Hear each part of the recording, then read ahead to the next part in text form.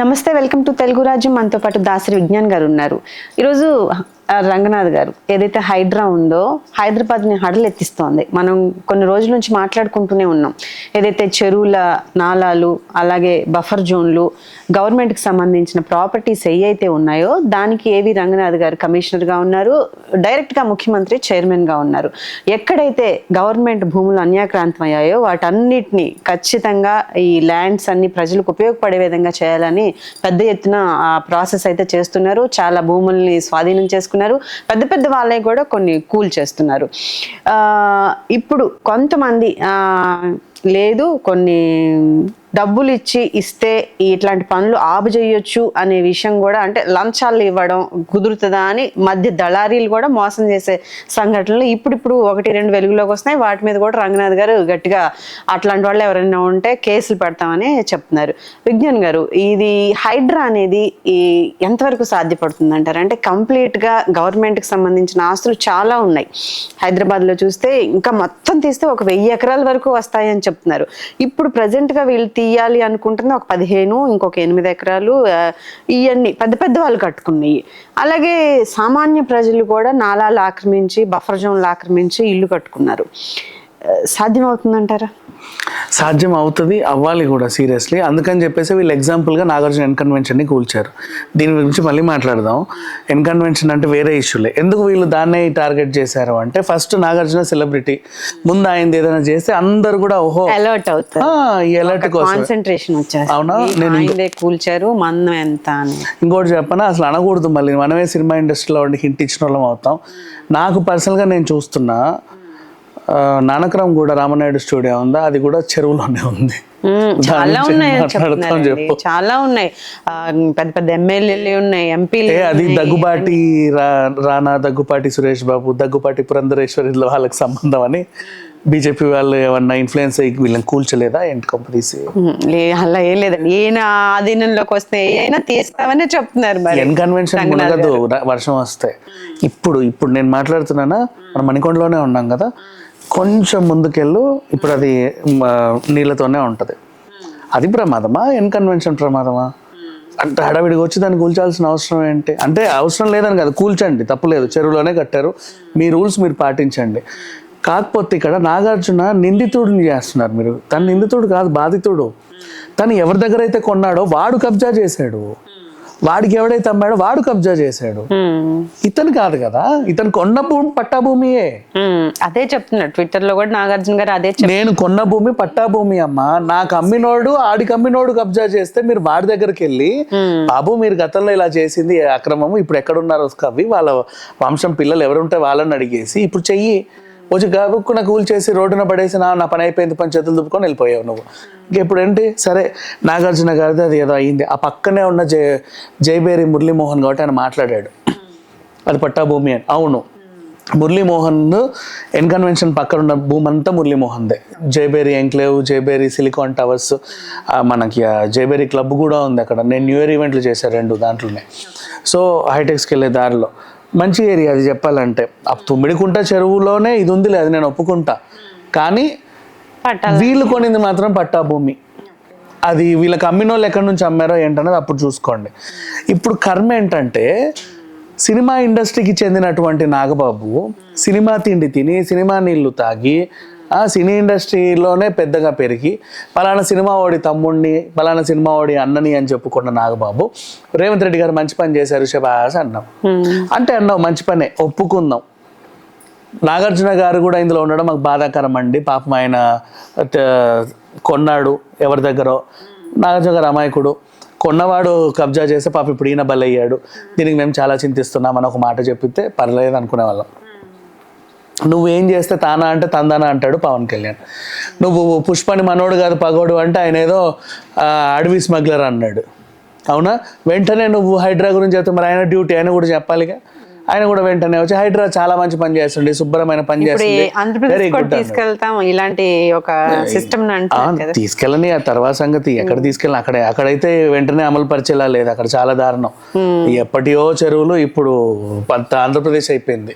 So దాన్ని ఇప్పట్లో అట్లా చేసే పరిస్థితులు అటువైపు అయితే లేవు. తెలంగాణలో కూడా అలాగే ఉన్నాయండి. ఇప్పుడు మనం ఎవరి దగ్గర కొన్నాం, ఇప్పుడు మీరు చెప్పారు నాగార్జున గారు, ఎవరిని పట్టుకుంటామండి, ఎవరిని అడుగుతాం అసలు? అదే కదా, ఎవరిని అడగడానికి లేదు. ఇప్పుడు వచ్చి వీళ్ళైతే కూల్ చేశారు ఈ బాధితులు. ఇప్పుడు ఈయన వచ్చి ఏమన్నాడు అంటే హైడ్రా మంచి పని చేసింది అన్నాం. అక్కినేని ఫ్యాన్స్ అనే వాళ్ళు ఒకరు ఉంటారు, వాళ్ళు హర్ట్ అవుతారని ఇంత ఇంకితం కూడా లేదా నీకు? కామన్ సెన్స్ కూడా లేదా? అండ్ ఇంకోటి చెప్పిన, మీరు ఎవరినైతే అసహించుకుంటారో ప్రపంచం అంతా వాళ్ళనే గౌరవిస్తుంది. నువ్వు అల్లు అర్జున్ అసహించుకున్నావు, అవునా? 69th ఫిలింఫేర్ అవార్డు ఎత్తుకుంటే అల్లు అర్జున్కే వచ్చింది. నువ్వు నాగార్జున గురించి ఇప్పుడు నెగిటివ్గా చెప్పావు. ఎండమోల్ షైన్ వాళ్ళు నాగార్జున గారినే బిగ్ బాస్గా చూసారు, మిమ్మల్ని చూడలా. నాగబాబు నువ్వు జబర్దస్త్ నవ్వినట్టు ఇక్కడ కూడా నవ్వు, వీళ్ళకి కూడా సలహాలు ఇవ్వండి, నిన్ను పిలవాలా? పవన్ కళ్యాణ్ ఇట్లా నువ్వు బాగా పెద్ద రికాలు చేస్తావు కదా, బిగ్ బాస్ హోస్ట్ చేయమని నిన్ను పిలవాలా? పిలవరు. నాగార్జున గారినే పిలిచారు. ఎందుకంటే అండ్ ఈవెన్ ఓ పక్కన తన కన్వెన్షన్ కూలి 1 వీక్ అయినా సరే మళ్ళీ నాగార్జున ఇక్కడికి వచ్చి వీళ్ళందరికీ ఎవరెవరెవరే బాగుండండిరా, నేను వెళ్తున్నాను, అప్పుడప్పుడు వస్తాను, అప్పుడప్పుడు వెళ్తాను, చాలా అసలు ఆ బాధే లేనట్టుగా మాట్లాడాను.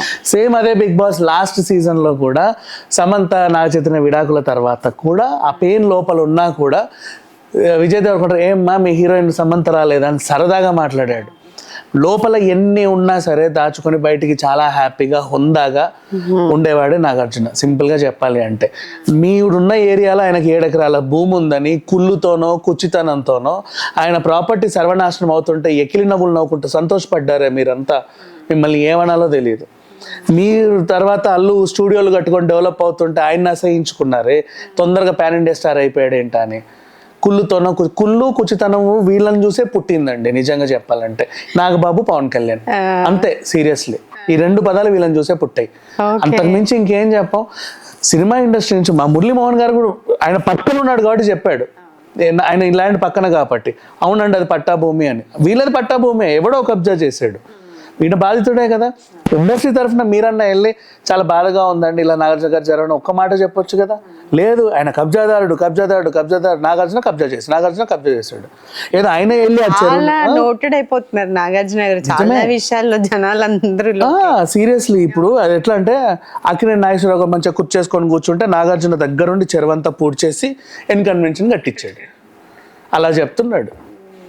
అసలు ఇంకా చాలా ఉన్నాయి కదా, చిత్రపురి కాలనీలో వెళ్ళాలి అవి ఇవి 250 వెళ్ళాలి ఉన్నాయి కూల్చాల్సినవి అని నోటీసులు ఇచ్చారు. అయితే ఇప్పుడు మళ్ళీ దీన్ని ఏమంటున్నారంటే ఏంటి రేవంత్ రెడ్డి సినిమాల మీదే పడ్డాడు అంటున్నారు. అన్ని చెరువుల మీదే. అప్పుడు ఇచ్చిన వాళ్ళు ఎలా ఇచ్చారో అప్పుడు చూసుకోవాలి కదా. అసలు చాలా టాపిక్స్ వస్తున్నాయి విజ్ఞాన్ గారు. రేవంత్ రెడ్డి గారికి, నాగార్జున గారికి గతంలో కన్వెన్షన్ ఫంక్షన్ హాల్లో ఏదో చిన్న ఇష్యూ అవ్వడం 100 చెప్తున్నారు. ఇందాక బాలయ్య ఈవెంట్ లో చెప్పినట్టుగా రాసేవాళ్ళు ఏదైనా రాస్తారు, బట్ అది ఏం లేదు. లాస్ట్ టైం కేసీఆర్ టైంలో కూడా అది బుల్డోజర్లు వెళ్ళాయి, ఏదో ఒక ఫోన్ కాల్ వస్తే మళ్ళీ వెనక్కి వచ్చేసాయి. స్టే ఆర్డర్ తెచ్చుకున్నానని చెప్తున్నాను. నాగార్జున ట్వీట్ చేశారు కదా, స్టే ఆర్డర్ ఉంది దాని మీద, కొన్ని రోజులు టైం కావాలి అని అడిగే లోపే ఈ టైం తీసేశారు. జరిగిందేదో జరిగింది. కానీ పవన్ కళ్యాణ్ అండ్ నాగబాబు ఏంటంటే ఇండస్ట్రీకి శత్రువులా తయారయ్యారు. ఈవెన్ చిరంజీవి కూడా గద్దర వాళ్ళు మాకొద్దురా బాబు ముయ్యో అని వాళ్ళందరూ అంటుంటే తీసుకోవచ్చు కదా అని చెప్పేసి ఈయన. నెక్స్ట్ అదేంటిది ఇప్పుడు హైడ్రా గురించి నాగార్జునకైతే నాగబాబు పెట్టినట్టు సినిమాల వల్లే అడవులు నాశనం అవుతున్నాయని ఆయన అన్నట్టు. మొన్న వెళ్ళి పుష్పాన్ని పెట్టావు, ఎవరిని పెట్టుకోవడం నీ ఇష్టం, కానీ అడవులు నాశనం అయ్యే సినిమా వల్లే అని చెప్పావుగా ఇండైరెక్ట్గా మొత్తానికైతే. అంతేగా, అలా ఏం చెప్పలేదు, అలాగే చెప్పాడు. ఒకప్పుడు హీరోలు అడవులను కాపాడాడు, ఇప్పుడు స్మగ్లింగ్ చేస్తున్నారు అంటే సినిమా హీరోల వల్లే అడవులు స్మగ్లింగ్ అవుతున్నాయి, సినిమాల వల్లే అడవులు నాశనం అవుతున్నాయి, అంతేగా. మళ్ళీ అడవి మంత్రి సినిమా నుంచి వచ్చినోడు, సినిమాలో పుట్టి సినిమాలో తిని సినిమాలో పెరిగి సినిమాలో హిట్ అయ్యి అడవి మంత్రి అయ్యాడు. ఈ రోజు అడవి మనిషి చాలా సినిమాలు అడవి మనిషిలో ఆలోచిస్తున్నాడు. ఓన్లీ పుష్ప కాదు కదా, చాలా ఉన్నాయి గతంలో. అదే ఆయన చెప్పిన ఎగ్జాంపుల్ కూడా 40 ఏళ్ల ముందు బన్నీ పుట్టక ముందు అడవులు బాగుండేవి, 40 ఏళ్ల తర్వాత బన్నీ పుట్టిన తర్వాత స్మగ్లింగ్ అయిపోయాయి. 40 ఏళ్ళు కూడా చెప్పాడు. వీళ్ళు ఉద్దేశపూర్వకంగానే అంటారు, అంతే. సినిమా ఇండస్ట్రీకి నిజంగా చెప్పాలంటే వీళ్ళిద్దరూ ఇక ఏమనాలో తెలియదు కానీ ఇండస్ట్రీకి అయితే వీళ్ళిద్దరు బద్ధ శత్రువులు అండి. అంటే మనం ఏ ఉప్పు తిని పెరిగామనేది కూడా మర్చిపోయి ఉంటారు చూసావా, వాళ్ళని ఇంకా ఎలా మాట్లాడాలో కూడా నాకు పదాలు రావట్లా. ఇది జరిగింది. బట్ ఏదైనా నాగార్జున గారి విషయంలో వీళ్ళు అసలు హైడ్రా విషయంలో ఈయన మాట్లాడకుండా ఉంటే చాలా మంచిది. ఆ వరదల గురించి మాట్లాడాలంటే మొన్నటిదాకా దాక్కొని ఇంట్లో దాక్కొని ఈ రోజు బయటకు వచ్చి 6 కోట్ల విరాళం ఇచ్చి ఏదో చేసి హడావిడి చేసినంత మాత్రాన నువ్వు మంచోడు అయిపోతావా? నీకు తెలియని ఎలిగేషన్స్ మీద బోల్డ్ మాట్లాడేస్తావు. కేరళ స్టోరీ చూసేసి ఆంధ్రాలో అమ్మాయిలు మిస్సింగ్ అంటావు, ఇంకేదో చూసి వచ్చి ఇంకేదో అంటావు. తెలియని ఎలిగేషన్స్లో నువ్వు ఉంటావు. నిజంగా కళ్ళ ముందు ఉన్న విపత్తి జరిగితే మాత్రం కనబడవు. అంటే నిన్న ఒక స్టేట్మెంట్ ఇచ్చారు పవన్ కళ్యాణ్ గారు, ఆలస్యంగా ఇచ్చాడు, ఇవ్వాల్సిన టైంలో ఇవ్వలేదు, అంతే. ఇంకా అది ఇచ్చినా కూడా వేస్టే, దాన్ని తీసుకోవాల్సిన అవసరం లేదు. సరే, చూస్తూనే ఉండండి తెలుగు రాజ్యం. ఇది ఈరోజు దాసరి విజ్ఞాన్ గారితో మన discussion. Please do subscribe to Telugu Rajyam channel. Please do subscribe to Telugu Rajyam channel. Please do subscribe to Telugu Rajyam channel. Hi అండి, నేను మీ ఆర్పీని, నెల్లూరు పెద్దారెడ్డి చేపల పులుసు ఓనర్ని. మీరు తెలుగు రాజ్యం అనే ఈ యూట్యూబ్ ఛానల్ సబ్స్క్రైబ్ చేసుకుని మంచి మంచి వీడియోలతో వస్తారు. Thank you so much. Hi people, I'm Sonakshi Verma and you please watch Telugu Rajyam and please subscribe to the channel.